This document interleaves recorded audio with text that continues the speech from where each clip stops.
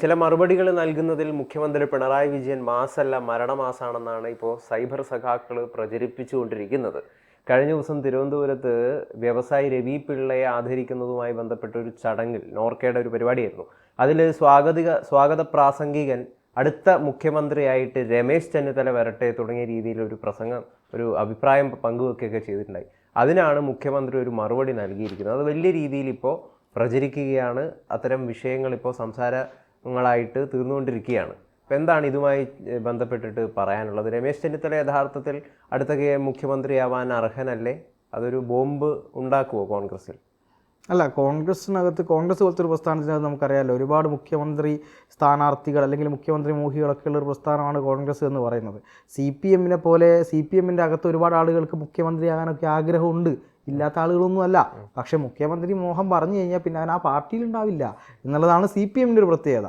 ഇവിടെ എന്താ സംഭവിച്ചത്? ഇവിടെ കോൺഗ്രസിനെ സംബന്ധിച്ചിടത്തോളം അഭിപ്രായ സ്വാതന്ത്ര്യം വളരെയധികം കൂടുതലുള്ള ഒരു പാർട്ടിയാണ്. അതുകൊണ്ട് തന്നെയാണ് അവരുടെ പ്രശ്നവും. CPM-നകത്താവട്ടെ അഭിപ്രായ സ്വാതന്ത്ര്യം തീരെ ഇല്ലാത്തൊരു പാർട്ടിയാണ്. അത് തന്നെയാണ് അവരുടെയും പ്രശ്നം. ഇതിൻ്റെ മിഡിൽ നിൽക്കുന്നില്ലല്ലോ. ഇവിടെ അതായത് ഈ സ്വാഗത പ്രസംഗം പറയുന്ന സമയത്ത് അദ്ദേഹം പറഞ്ഞത് അടുത്ത മുഖ്യമന്ത്രിയായി രമേശ് ചെന്നിത്തല വരട്ടെ. എന്നിട്ട് പറയുന്നുണ്ട് VD സതീശൻ ഇവിടെ ഇല്ലേ, VD സതീശൻ ഇവിടെ ഇല്ലേ, ബഹുമാനപ്പെട്ട രാഷ്ട്രീയ താല്പര്യത്തിനോടത്ത് പറഞ്ഞതല്ല എന്നും കൂടെ പറയുന്നുണ്ട്. സത്യത്തിൽ അത് കൊണ്ടത് പിണറായിക്കാണ്. കാരണം VD സതീശനോ അല്ലെങ്കിൽ രമേശ് ചെന്നിത്തലയ്ക്കോ അല്ല, അതവർ തമാശ രൂപത്തിൽ ചിരിച്ച് തള്ളാവുന്ന ഒരു കാര്യത്തെ വളരെ കണ്ണിങ് ആയിട്ട് അവിടെ ഒരു ബോംബിട്ട് പൊട്ടിക്കുക എന്ന ഉദ്ദേശത്തോടു കൂടി പിണറായി ഇടപെട്ടു. കാരണം ഇത് യഥാർത്ഥത്തിൽ എന്താ പറയുന്നത്? അടുത്ത മുഖ്യമന്ത്രി രമേശ് ചെന്നിത്തല ആവട്ടെ എന്ന് പറയുമ്പോൾ ഈ നാറിയ ഭരണം പോയിട്ട് അടുത്തതിന് കോൺഗ്രസ് വരുമെന്നും അങ്ങനെ കോൺഗ്രസ് വന്നാൽ മുഖ്യമന്ത്രി രമേശ് ചെന്നിത്തല ആവട്ടെ എന്നല്ലേ പറഞ്ഞത്. അതിൻ്റെ അർത്ഥം ഇയാൾ തോക്കുമെന്നല്ലേ പച്ച മലയാളത്തിൽ പറഞ്ഞ. അത് മുഖ്യമന്ത്രിക്ക് വല്ലാതെ കൊണ്ടു എന്ന് തന്നെ വേണം വിശ്വസിക്കാൻ.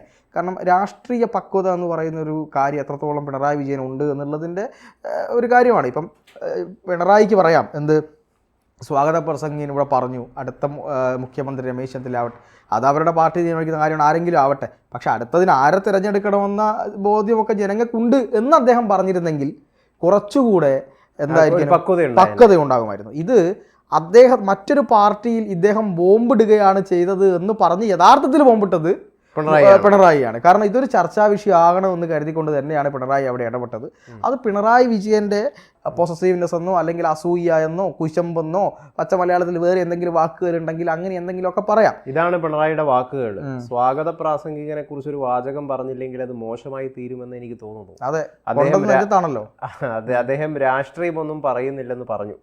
പക്ഷെ ഒരു പാർട്ടിക്കകത്ത് വലിയ പ്രശ്നമുണ്ടാക്കുന്ന വലിയ ബോംബാണ് അദ്ദേഹം പൊട്ടിച്ചത്. ഞാൻ ആ പാർട്ടിക്കാരനല്ല എന്ന് നിങ്ങൾക്ക് എല്ലാവർക്കും അറിയാമല്ലോ. അങ്ങനെ ഒരു കൊടും ചതി ചെയ്യാൻ പാടില്ലായിരുന്നു എന്നാണ് ഈ പിണറായി വിജയൻ പറഞ്ഞത്. അതായത് അവിടെ എങ്ങനെ കുറച്ചും കൂടെ ഒരു ഗ്യാപ്പ് ഉണ്ടാക്കാം എന്നുള്ളതാണ് പിണറായി ശ്രമിച്ചത്. യഥാർത്ഥത്തിൽ പാർത്ഥൻ പറഞ്ഞ പോലെ തന്നെ ഇത് കൊണ്ടത് യഥാർത്ഥത്തിൽ പിണറായിയുടെ നെഞ്ചത്താണ്. അതായത് പിണറായി ഇരിക്കുന്ന ഇത്രയും വലിയൊരു ഇരട്ടച്ചങ്കൻ ഇരിക്കുന്ന ഈ ഊരിപ്പിടിച്ച വടിവാളിൻ്റെ വാളുകൾക്കിടയിലൂടെയൊക്കെ നടന്ന ആളൊക്കെ ഇരിക്കുന്ന ഒരു വേദിയിൽ ഇരുന്നു കൊണ്ട് നിലവിൽ അദ്ദേഹം മുഖ്യമന്ത്രിയുമാണ്. അടുത്ത മുഖ്യമന്ത്രിയായിട്ട് രമേശ് ചെന്നിത്തല വരട്ടെ എന്ന് പറയാൻ കാണിച്ച അയാളുടെ ആ പ്രാസംഗികന്റെ ധൈര്യമുണ്ടല്ലോ, ആ ധൈര്യത്തെ യഥാർത്ഥത്തിൽ നമ്മൾ സമ്മതിച്ചു കൊടുക്കണം. ഇത് ആദ്യം കേട്ടപ്പം ഭും എന്നൊരു ഒരു ബോംബ് പിണറായിയുടെ ഹൃദയത്തിൽ നിന്ന് പൊട്ടി. ആ പൊട്ടിയത് പിന്നെ വാക്കുകളായിട്ട് പുറത്തു വന്നു. അതാണ് ഈ രമേശ് ചെന്നിത്തലയ്ക്കെതിരെയും കോൺഗ്രസിന് ഇടയിലുള്ള ഗ്രൂപ്പ് തർക്കങ്ങളുമായിട്ട് അദ്ദേഹം അതിനെ ആ രീതിയിൽ വ്യാഖ്യാനിക്കുകയൊക്കെ ചെയ്തത്. വലിയ ഗ്രൂപ്പ് തർക്കം. കാരണം നേരത്തെ തന്നെ രമേശ് ചെന്നിത്തലയാണോ മുഖ്യമന്ത്രി, അതേപോലെ VD സതീശനാണോ മുഖ്യമന്ത്രി എന്നുള്ള സജീവമായിട്ട് അത്തരം രീതിയിലുള്ള ചർച്ചകൾ കഴിഞ്ഞ ഏതാനും മാസങ്ങളായിട്ട് നടന്നുകൊണ്ടേയിരിക്കുകയാണ്. ഇപ്പോൾ ഈ NSS പോലുള്ള സ്ഥലങ്ങളിൽ ഒരുപാട് വർഷങ്ങൾക്ക് ശേഷമുള്ള പിണക്കമൊക്കെ പരിഹരിച്ചുകൊണ്ട് രമേശ് ചെന്നിത്തലയെ സ്വാഗതം ചെയ്യുന്നു ചില പരിപാടികൾക്കൊക്കെ ആയിട്ട്. അതേസമയം VDയെ മാറ്റി നിർത്തുന്നു. അപ്പോൾ ആരായിരിക്കും അടുത്ത മുഖ്യമന്ത്രി, അത് രമേശ് ചെന്നിത്തല ആയിരിക്കുമോ എന്നുള്ളത് രാഷ്ട്രീയ കേരളം വലിയ രീതിയിൽ ചർച്ച ചെയ്യുന്നൊരു വിഷയം തന്നെയാണ്. അപ്പം ചെന്നിത്തല തന്നെയാണോ യഥാർത്ഥത്തിൽ മുഖ്യമന്ത്രിയാവാൻ യോഗ്യനായിട്ടുള്ള ഒരാൾ നിലവിൽ കോൺഗ്രസിൽ നിന്ന്? അല്ല, കോൺഗ്രസിനകത്ത് മുഖ്യമന്ത്രിയാവാൻ രമേശ് ചെന്നിത്തല എന്തുകൊണ്ടും യോഗ്യനാണ് എന്നുള്ളതാണ് നമ്മൾ മനസ്സിലാക്കേണ്ടത്. പക്ഷേ രമേശ് ചെന്നിത്തല മാത്രമാണോ യോഗ്യൻ എന്ന് ചോദിച്ചാൽ അല്ല.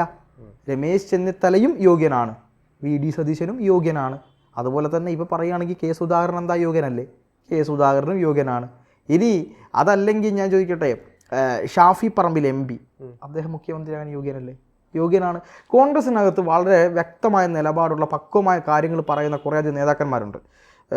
മാത്യു കുഴൽനാടൻ എന്ന് പറയുന്ന MLA, എനിക്ക് തോന്നുന്നു മൂവാറ്റുപുഴ MLA, ഇദ്ദേഹം പഠിച്ച് കാര്യങ്ങൾ സംസാരിക്കുന്നത് പോലെ കോൺഗ്രസിനകത്ത് ആ മറ്റൊരു പാർട്ടിയിലും ഇല്ലാത്ത രീതിയിൽ സംസാരിക്കുന്ന ആളാണ്. മാത്യു കുഴൽനാടൻ മുഖ്യമന്ത്രിയാണ്, യോഗ്യനാണ്. ഈ ഞാൻ പറഞ്ഞ പോലെ ഷാഫിയുണ്ട്, ഈ മാത്യു കുഴൽനാടനുണ്ട്, അതുപോലെ പല നേതാക്കന്മാരെ കൊണ്ടും അടുത്ത മുഖ്യമന്ത്രി ആര് എന്ന ചോദ്യത്തിന് ഒരു 10ഓളം നേതാക്കന്മാരെ നമുക്ക് കോൺഗ്രസിൽ ചൂണ്ടിക്കാണിച്ചു കൊടുക്കാൻ പറ്റും. CPM-നകത്ത് നമ്മൾ അടുത്തൊരു മുഖ്യമന്ത്രി ആര് എന്ന ചോദ്യത്തിന് നമുക്ക് എന്താ, ഒന്ന് ശൈലജ ടീച്ചറോ അല്ലെങ്കിൽ സ്വരാജോ വരട്ടെ എന്ന് പറയും. ശൈലജ ടീച്ചർ വന്നിട്ടും വലിയ കാര്യമില്ല എന്നുള്ള സത്യത്തിൽ ജനങ്ങൾക്ക് മനസ്സിലായി കഴിഞ്ഞിട്ട്. കാരണം ശൈലജ ടീച്ചർ ആ വീര്യമൊക്കെ പോയി കഴിഞ്ഞു എന്നുള്ളതാണ്. PP കിറ്റിന്റെ ആരോപണമൊക്കെ വന്നു, അതിലെ വലിയ അഴിമതി നടത്തിയതിന്റെ കാര്യങ്ങളൊക്കെ പുറത്തു വന്നു. ശൈലജ ടീച്ചർ പറഞ്ഞത് കള്ളമാണ് എന്നുള്ളതടക്കം പുറത്തു വന്നു കഴിഞ്ഞ കാര്യങ്ങളാണ്. അപ്പോൾ അതുകൊണ്ട് ഇത് യഥാർത്ഥത്തിൽ എല്ലാവർക്കും യോഗ്യരായ ആളുകളാണ് കോൺഗ്രസിനകത്തുള്ളത്. പക്ഷേ ഈ ഇത്തരമൊരു പ്രശ്നം ഇവിടെ ഉണ്ടാക്കി കോൺഗ്രസിൻ്റെ വിജയത്തെ ഇല്ലാതാക്കി ഒരു സ്പ്ലിറ്റേഷൻ ഉണ്ടാക്കിയിട്ട് എന്താണ് അവിടെ ഗോളടിക്കുക എന്ന ഒരു തന്ത്രമാണ് പിണറായി ഈ കാര്യത്തിൽ കാണിച്ചത്. ഈ സ്വാഗത പ്രസംഗി ഇത്ര ധൈര്യത്തോടു കൂടി ഇത് അവിടെ പറയണമെങ്കിൽ ഇതാരാണ് ഇതിൻ്റെ പുറകിൽ പ്രവർത്തിച്ചതെന്നുള്ളത് എനിക്ക് വളരെ വലിയ സംശയമുണ്ട്. എനിക്കറിയില്ല. എന്തായാലും ഇയാൾ പറഞ്ഞത്, ഒന്നുകിൽ അയാൾ എന്താണ് അത് ആലോചിക്കാനുള്ള വിവരം അയാൾക്കില്ല, ഞാൻ എന്താണ് പറയുന്നത് എന്നതിൻ്റെ ബോധ്യം അയാൾക്കില്ല. അയാൾ ഒരു കാര്യം ഓർപ്പിച്ചു, ഈ നിലവിലെ ഭരണം മാറാൻ വേണ്ടിയിട്ട് ജനങ്ങൾ ആഗ്രഹിക്കുന്നുണ്ട് എന്ന് മുഖ്യമന്ത്രി ഇരിക്കുന്ന വേദിയിൽ നിന്ന് പറയാൻ അദ്ദേഹത്തിന് ധൈര്യം ഉണ്ടായി എന്നത് ശരിക്കും കയ്യടിക്കർഹമായിട്ടുള്ള ഒരു കാര്യമാണ്. തീർച്ചയായിട്ടും അത് പറഞ്ഞല്ലോ. അതായത് മുഖ്യമന്ത്രി ചിത്രത്തിലില്ല. അവരോട് പറഞ്ഞത് നിങ്ങൾ പോയി, നിങ്ങൾ എന്തായാലും ഇനി കയറാൻ പോകുന്നില്ല, അടുത്തത് കോൺഗ്രസിൽ നിന്ന് രമേശ് ചെന്നിത്തല വരട്ടെ എന്നാണ് പറയുന്നത്. ഇപ്പോൾ രമേശ് ചെന്നിത്തല വരുമ്പോൾ എന്താണ്, രമേശ് ചെന്നിത്തല ഇഷ്ടപ്പെടുന്ന ഒരു ആൾക്കാരുണ്ട്. രമേശ് ചെന്നിത്തല തന്നെ പറഞ്ഞിട്ടുണ്ട് എനിക്ക് മുഖ്യമന്ത്രിയാണ് ആഗ്രഹമുണ്ട്, ഞാൻ അതിന് ശ്രമിക്കുന്നുണ്ട് എന്ന് പറയുന്നുണ്ട്. അന്ന് അദ്ദേഹത്തിന് ശ്രമിച്ചുകൂടെ? നമുക്ക് രമേശ് ചെന്നിത്തല ഇപ്പോൾ കഴിഞ്ഞ ടേമിൽ ആദ്യത്തെ 1ാം പിണറായി സർക്കാരിൻ്റെ കാലത്ത് വലിയ രീതിയിലുള്ള രാഷ്ട്രീയപരമായിട്ട് അദ്ദേഹവരെ കുടുക്കുന്ന ഒരുപാട് വിവാദങ്ങളും ഒരുപാട് സംഭവങ്ങളൊക്കെ പുറത്തു കൊണ്ടുവന്ന ഒരാളാണ് ഈ രമേശ് ചെന്നിത്തല എന്ന് പറയുന്നത്. ഒരു പ്രതിപക്ഷ നേതാവ് എന്ന നിലയിൽ നല്ലൊരു നേതാവ് തന്നെയായിരുന്നു രമേശ് ചെന്നിത്തല. സ്പ്രിംഗ്ലർ ഉൾപ്പെടെയുള്ള പല വിഷയങ്ങളും അദ്ദേഹം പുറത്തു കൊണ്ടുവന്നു.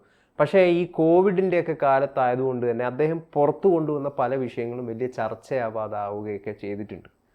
അല്ല, അത് യഥാർത്ഥത്തിൽ എന്താ സംഭവിച്ചതെന്നറിയോ? രമേശ് ചെന്നിത്തല നല്ലൊരു പ്രതിപക്ഷ നേതാവ് അല്ലാത്തത് കൊണ്ടല്ല യഥാർത്ഥത്തിൽ കഴിഞ്ഞ തവണ LDF അധികാരത്തിൽ വന്നത്. അവരെ രക്ഷിച്ചത് ഈ കൊറോണ എന്ന് പറയുന്ന ഒരു ഒറ്റ സാധനമാണ്. കൊറോണ വന്ന ആളുകൾ ഒരു ചാവുമോ അല്ലെങ്കിൽ ജീവിച്ചിരിക്കുമോ മരിച്ചു പോകുമോ എന്നറിയാത്ത അവസ്ഥയിൽ നിൽക്കുമ്പോൾ അവർക്ക് കൈത്താങ്ങായി വന്നത് ഗവൺമെൻറ്റിനാണ് അവർ കാണുന്നത്. അവർക്ക് കിറ്റ് കൊടുത്തു, പൈസ കുറച്ച് കൊടുത്തു, ജനങ്ങൾക്ക് പിന്നെ 1000-ഓ 2000-ഓ ഒക്കെ രൂപ ധനസഹായം പ്രഖ്യാപിച്ചു. 6 മണിക്ക് എപ്പോഴും ടി വിയിൽ എല്ലാ ദിവസവും മാസ് ഇമേജ് ഉണ്ടാക്കി വെച്ചു. പറയുന്നതെല്ലാം തള്ളാണെങ്കിലും ഈ പറയുന്നൊരു ഇമേജ് ഉണ്ടാക്കി വെച്ചു. ടീച്ചർ അമ്മ എന്ന് പറയുന്നൊരു പ്രൊഫൈൽ ക്രിയേറ്റ് ചെയ്തു. എന്നിട്ട് അവരെ ചവിട്ടിത്താത്തി അത് പാർട്ടിക്ക് വേണ്ടി ഉപയോഗിച്ചു. ഇത്തരം കാര്യങ്ങളെല്ലാം ചെയ്തുകൊണ്ടിരുന്ന, എന്നിട്ട് ആ ശൈലജ ടീച്ചറെ തന്നെ മാറ്റി പിന്നീട് ഒന്നിനും കൊള്ളാത്ത കുറേ എണ്ണത്തിനെ തിരികെ കയറ്റി അടുത്ത മന്ത്രിസഭയിൽ. എന്നിട്ട് അന്ന് പിണറായി വിജയൻ പറഞ്ഞൊരു കാര്യമുണ്ട്, ഇപ്പോൾ എനിക്ക് മാത്രം, അത് എല്ലാവരെയും മാറ്റിയിട്ടുണ്ട്, ഞാനും ഈ പ്രാവശ്യം എനിക്ക് മാത്രമേ ഇളവുള്ളൂ, അത് അടുത്ത തവണ വരുമ്പോൾ ഞാനും മാറും എന്നാണ് പറഞ്ഞത്. എന്നിട്ട് ഇപ്പം എന്താ പറയുന്നത്? സമ്മേളനങ്ങളിൽ മുഴുവൻ ഗോവിന്ദനെയും പോലും പുറത്താക്കിയിട്ട് പിണറായി അത് എന്നിട്ട് ഇപ്പം അദ്ദേഹം പറഞ്ഞതെന്നറിയോ? എനിക്ക് ഇപ്രാവശ്യം ഇളവുണ്ടോ എന്നുള്ളത് ഞങ്ങൾ തീരുമാനിച്ചിട്ടില്ല, ഞങ്ങൾ തീരുമാനിക്കാൻ പോകുന്നേ ഉള്ളൂ. ആ ഒരു പ്രാവശ്യം കൂടി ഇളവ് വേണം. എന്നിട്ട് ഈ മണ്ടന്മാർ ഇത് വിശ്വസിച്ചുകൊണ്ടിരിക്കുക. ആര്? ഈ അടിമകൾ എന്ന് പറയുന്ന ആൾക്കാരുണ്ടല്ലോ. ഇതാണ് ഇവിടുത്തെ യഥാർത്ഥ കാര്യം. അപ്പോൾ എന്തായാലും പിണറായി വിജയൻ്റെ ഭരണം തീർന്നു എന്ന് പറഞ്ഞ് അയാൾക്കൊരു കയ്യടി കൊടുക്കാതിരിക്കാൻ കഴിയില്ല. പക്ഷെ കോൺഗ്രസ്സുകാർ ഇതൊന്നും കേട്ടിട്ട് നിങ്ങളുടെ ആ വീര്യമൊന്നും ചോർത്തിക്കളയേണ്ട. കാര്യം എന്താണെന്ന് വെച്ചാൽ VD സതീശൻ മുഖ്യമന്ത്രിയായാലും രമേശ് ചെന്നിത്തല മുഖ്യമന്ത്രിയായാലും കോൺഗ്രസ്സിന് നല്ലതാണ്. ഇനി രണ്ടുപേരും മുഖ്യമന്ത്രി ആവട്ടെ. 2.5 കൊല്ലം രമേശ് ചെന്നിത്തല എടുക്കട്ടെ, 2.5 കൊല്ലം VD സതീശൻ എടുക്കട്ടെ. എന്താ പ്രശ്നം? അത് പരിഹരിക്കാൻ കോൺഗ്രസ്സിന് അറിയാം. അതിൻ്റെ ഇടയിൽ കയറി കളിക്കുന്ന ഈ കുറുക്കൻ്റെ സ്വഭാവം ഈ പിണറായി വിജയൻ അവസാനിപ്പിച്ചില്ലെങ്കിൽ ഈ പ്രസ്ഥാനത്തിന് തന്നെയാണത് പ്രശ്നം. ഇവിടെ ഉണ്ടാവില്ല, ബംഗാളും ത്രിപുരയിലാവും. ഇതിൽ ഒരു പക്വത ഇല്ലായ്മയാണ് പിണറായി കാണിച്ചത്, മാസല്ല അത് 100%.